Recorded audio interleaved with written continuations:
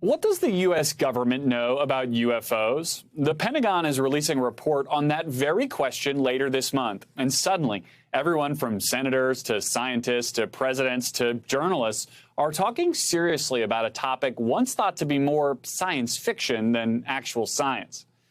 NBCNews.com senior politics reporter Alex Seitz-Wald joins me now. And Alex, you've been reporting on the excitement around this upcoming Pentagon report, where everybody from scientists to people who you might typically think of as conspiracy theorists are celebrating the lift of what's called the truth embargo.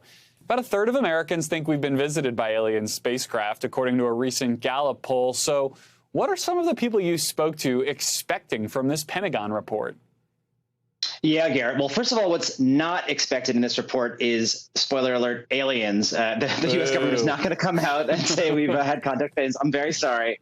But what we're kind of expecting is basically a document dump from across the government of files that they've collected over about 2 decades from something like 120 different sightings of what is accurately described as unexplained aerial phenomenon. So these could be weather patterns, these could be camera optical effects, these could be potentially spy craft by foreign governments like Russia or China, that, you know, some new advanced technology that we don't know about, or potentially it could be aliens even. But basically what everyone is excited about, that I was really struck by, from the believers who, you know, think the aliens are here to the hardcore skeptics who spend their whole time debunking that stuff, is they think it's good that we're finally having this conversation in the open, and we can try to understand these unexplained phenomenon, because so far this has just been not taken seriously. It's been totally ridiculed, even though we have people like Navy pilots, former CIA directors coming forward and saying, yeah, there are things that we don't really understand. I had a very serious conversation with Marco Rubio about this in a Senate hallway not that long ago. You spoke to some scientists for this story, too, who noted that some of our biggest scientific discoveries come from investigating things that were weird or misunderstood. I think the idea is that even if we don't get firm answers from the Pentagon, we can learn something by looking and by asking questions about all this, right? Yeah, that's exactly right. That basically, you know, science is a process of discovery, and to just foreclose an entire area of investigation and say there's no purpose in looking into that, that's not, you know, how we learn anything.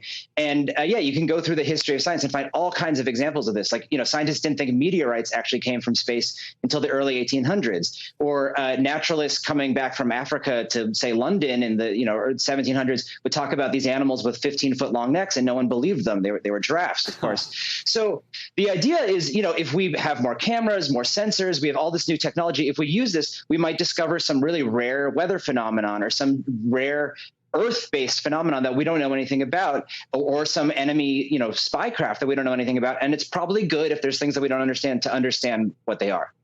Well, the truth is out there. It just may be mundane. Alex, right. Some of the people you spoke to are totally convinced that the government is covering up evidence of extraterrestrial life. Can you talk about the consequences of people thinking there's a government cover-up? And can a Pentagon report dispel the belief that this is a cover-up if people are convinced the government's lying about this anyway?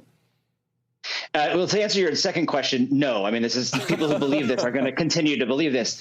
But I think it's a really great question and a great point, because, you know, we're at a moment right now where conspiracy theories have gone totally mainstream, where distrust of the government is at an all-time high.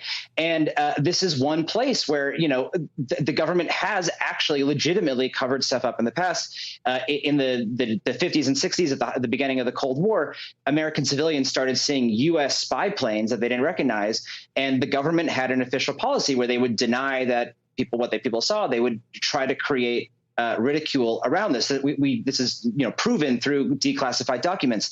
So there has been in the past, at least, an actual government cover-up. It just wasn't covering up aliens; it was covering up secret American spy planes. So I think there's this kind of feedback loop effect where the government keeps something secret. In that vacuum, people invent conspiracy theories, and then legitimate scholars stay away from it because it's dominated by kooks, and they kind of get run of the whole mill, where, you know, now if we can talk about it openly, the government can show what it has on its books, then maybe we can dispel some of the conspiracy theories and try to learn some new things about our world. This is fascinating stuff. NBC's Alex Seitz-Wald, thank you. Thanks.